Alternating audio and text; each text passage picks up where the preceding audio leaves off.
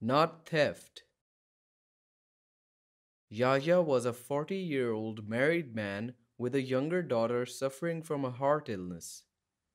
The day before, he paid the rent of the taxi he owned and had no money left to buy insulin for his diabetes.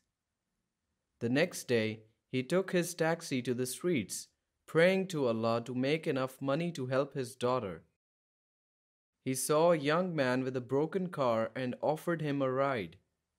But while driving the young man to his destination, his diabetes took effect and he began to lose sight and felt dizzy. The man suddenly awoke in a hospital bed. When he asked the nurse what happened, she informed him that the young man had brought him here after he had lost consciousness. Worried, the man left the hospital and realized that his car, his wallet, and his phone were all missing. The young man had used his information but paid the bill himself. Yahya walked the streets, hysteric with grief as he realized he had been robbed. He called the police and reported a theft, giving them a description of the young man. People took pity on him and offered him food and water, and a taxi driver offered to give him a ride home. When they reached his house, however, the man ran out of the taxi as he saw his car parked there. When he walked into his house, he saw his daughter in bed with an oxygen tank by her side.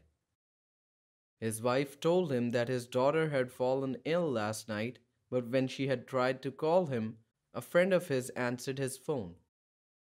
The friend told them he was in the hospital and brought them his taxi, wallet, and phone.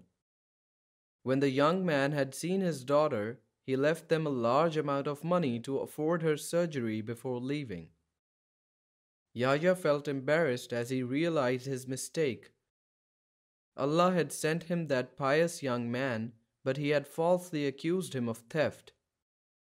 If it hadn't been for that young man, his daughter might have died from the illness. He wept and prayed to Allah for forgiveness. He went to the police station and revoked his claims as well. When his daughter got healthy and his fortune turned, he tried to find the young man to thank him, but he couldn't. His wife then reminded him of the holy words of the Prophet Muhammad ﷺ when he said, "If anyone does you a kindness, recompense him, but if you have not the means to do so, pray for him until you feel that you have compensated him."